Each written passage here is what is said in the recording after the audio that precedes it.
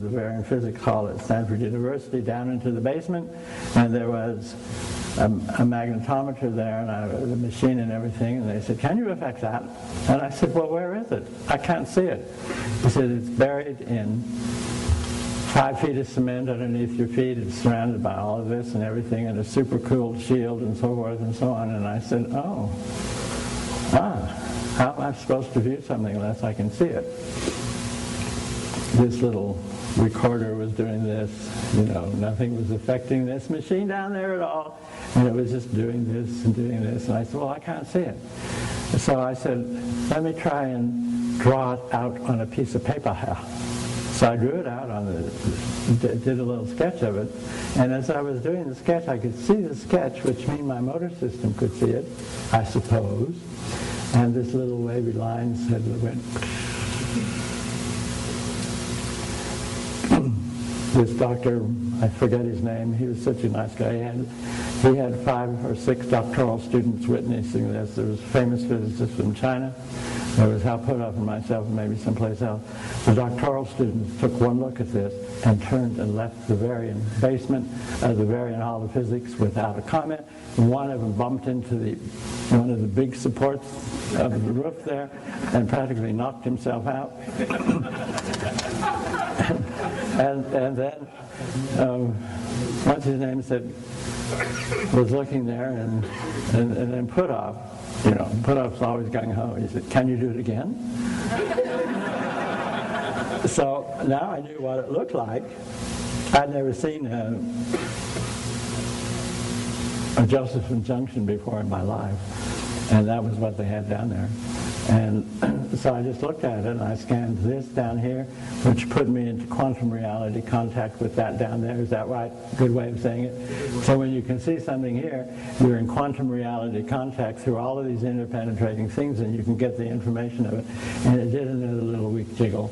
And then the physicist said, then Puthoff turned to the Chinese physicist and said, "Would you sign you witness this right here?" And so that broke the quantum reality type of thing. But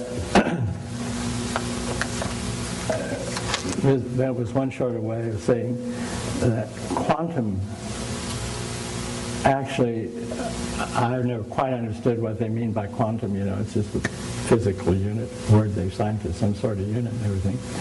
But it's part of the physical and other interpenetrating universes. So if you can see something, it will, I suppose if you have enough power like I do, affect this thing over here.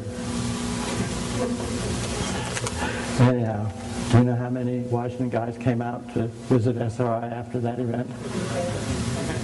I think they made a plane ferry for it. Any more questions? Yes, ma'am. Have you looked into the future from the standpoint, perhaps, of trying to understand the implications of the Mayan calendar in 2012? I have tried to do that. I think they just got tired of making a calendar so far ahead of time that they stopped. I mean, that was what, 900 AD or something like that, and they were doing this calendar up here, and said, "What the hell is it? We're up to 2000, and that's 45 generations ahead, Is this a waste of time or not?" Nothing that I've seen has picked out that year precisely, but aside from that, it could be the date that the Greenland ice pack slips into the Atlantic Ocean, which is going to maybe stop the calendar or something like that. But intellectually, I can see the romance of that, But in my perception, I don't have any particular impression about that particular date. Yes, ma'am. From your lecture, I referred to the inner guru, referring to that there was always one individual in the body, or also one that might not be. Well, the literature that I was referring to was referring to the one in the body. But there is a loka that I didn't mention to you that is part of this interpenetrating thing, where what they call these deities that can talk to you if you get your mind up there or something. It's all interpenetrating, you know. And this is all in consciousness too. Just because we have these areas blocked off or retarded or something or not turned on doesn't mean they don't exist in each of us. So, yeah. All right, I'm getting tired.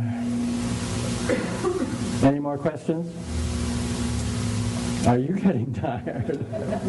Another question here.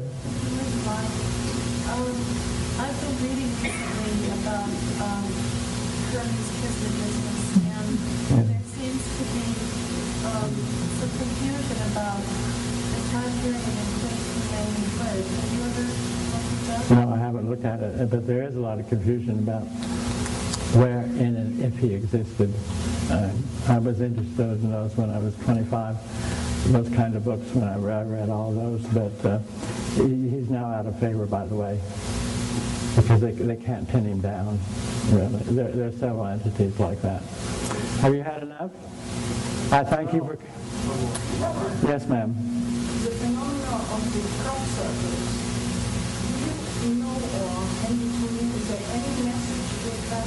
No, a very famous crop circle person visited me about 10 years ago, and we went to dinner, and I didn't say anything, he didn't say anything about crop circles, and finally at dinner he said, Ingo, what do you think of crop circles?